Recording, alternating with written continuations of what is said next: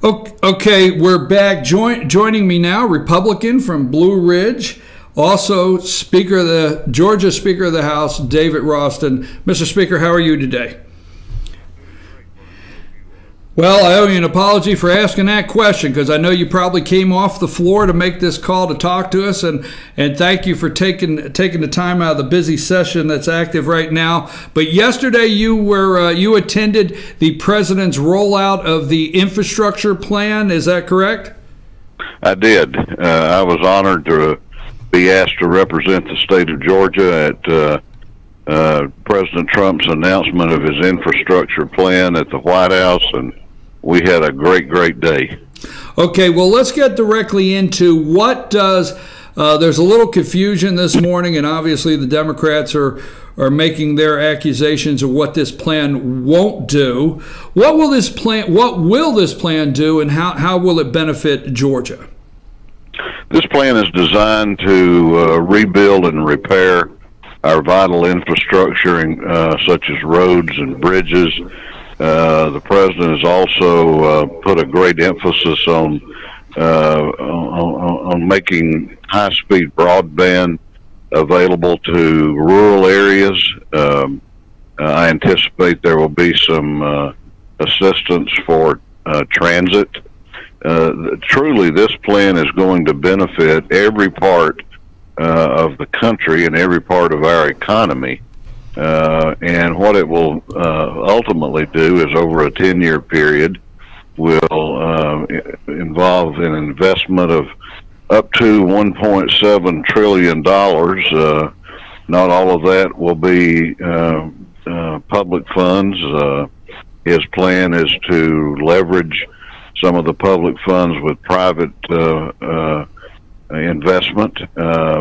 But it truly is a big and bold plan on the part of this president to do something on the scale of which we haven't done in our history of the country. Let me just read this brief statement that I read from the White House, and there's a couple things in there that I would say that are underlying questions of where the money comes from. It's $1.7 trillion infrastructure, but the federal government's only going to put out $200 billion. And from the White House website, the president's plan designates half of its $200 billion for matching funds to stimulate state, local, and private investment. Rather than telling governors and mayors what to do, we will partner with them as they invest in the most pressing projects in the highest needed places. And moving this infrastructure off the government's balance sheet into private investment. Where does the rest of the money come from to do these projects? I mean, how does this work? Was that explained to you when you were up there yesterday? There was a lot of discussion about that, and I think one of the key parts of the plan will be public-private partnerships. And we've done a few of those in Georgia in transportation, and I think they have a really good future where the government enters into contracts with private providers to build roads and then maintain those roads. So I think public-private partnerships are going to be a big part of this plan. And let me pick up on another point you just made. This was actually the second time I had been to the White House. The first time we did not meet with the president. We met with some of his cabinet people and other staff to talk about putting the plan together. This was probably back in late August of last summer. And between the two meetings, it is very clear to me that this president wants to hear from state and local governments. He wants their input, and that this program is going to be their program. It's not going to be the federal government telling state and locals what to do. And I think that is so important and such a change than what we've had, particularly over the 8 years prior to him being elected president. Right now, we're looking at for permits. For permits, we're looking at sometimes 10 years to get clearance and permits through the EPA and several government agencies to move forward with so many transportation projects or whatever they may be. How exciting is it to hear that we may get that squeezed down to 2 years to get some of these projects underway that are on the books? Oh, it's incredibly exciting, and I think it's going to be truly a game changer. In fact, the president made the comment yesterday that he would like to see us think about going down to 1 year.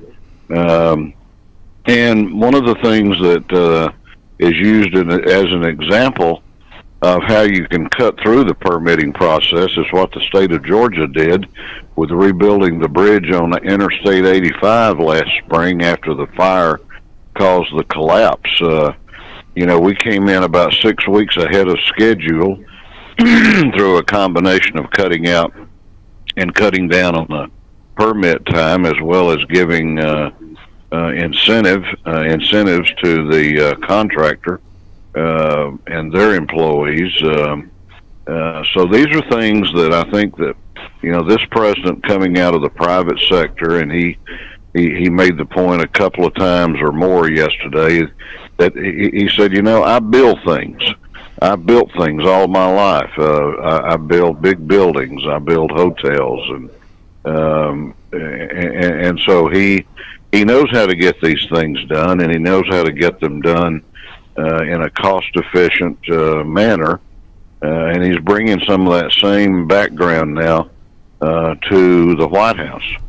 I know you only have about 2 minutes, so can you give us 1 or 2 projects that stick out to you in the state of Georgia that you would like to see this go towards, or the first couple projects that you would like to get started on with this kind of infrastructure spending? And I want to make these quick, Mr. Speaker, because you got to get back. I got 1 or 2 quick questions besides this. I think the first project I hope we can work on in Georgia is high-speed broadband in rural Georgia. As you and I have talked before, we have worked very diligently in the House of Representatives since the end of the 2017 session to look at ways that we can stimulate development and job growth in the rural parts of our state. I think a real foundational part of our efforts we have found is making sure that we can get high-speed broadband into every part of Georgia. We have areas in or regions in our area up in North Georgia that have very, very slow internet connection speeds. People, I think, know what I'm talking about, and so I'm excited that maybe we'll be able to use some of these funds there as a first priority. Do you see this enhancing HB 170, which a couple of years ago, the state of Georgia, you've been working down there for several years. You know, for some people it's popular, some people it's not, but you've been working for several years on infrastructure in Georgia on the state level. Would this help enhance HB 170 and some of the projects that are on the books where that's concerned? Well, let me tell you who HB 170 is popular with, Brian. President Donald Trump. His staff told us yesterday, they singled us out along with a couple of other states that had stepped up to the plate, not waited on the federal government to act, but did what we had to do to take care of the resources in our state. And we're actually going to now get credit in this infrastructure package for doing that, and there will be no penalty.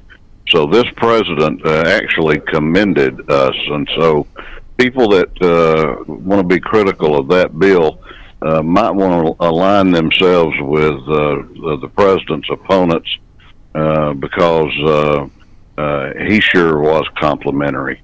On the regulations, this president has cut more regulations in 1 year, actually, than Ronald Reagan did in 8 years. And, you know, I love President Reagan. The regulations, can you give me 1 or 2 projects that regulations have been holding up that you think if this passes and it gets done, that this could move a couple projects along? And then I only have one quick other thing, and I know you got to get back to work, sir.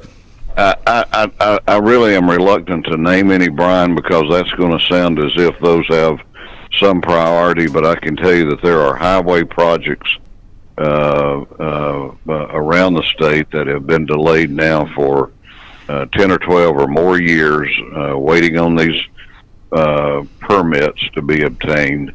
Those are now going to, the brush is going to be cleared, and we can get to work on those in a way and in a priority that we will determine here in Georgia. Well, Mr. Speaker, we appreciate when you go to Washington, D.C. and do the work of the people here in Georgia. And I know this was the very last thing on your mind when you got there, but by any chance, did you happen to mention to the president about the guy that knew he would win from day one? I mean, you didn't get that opportunity, did you? I didn't, Brian. I did mention to his staff that we do want him to come back.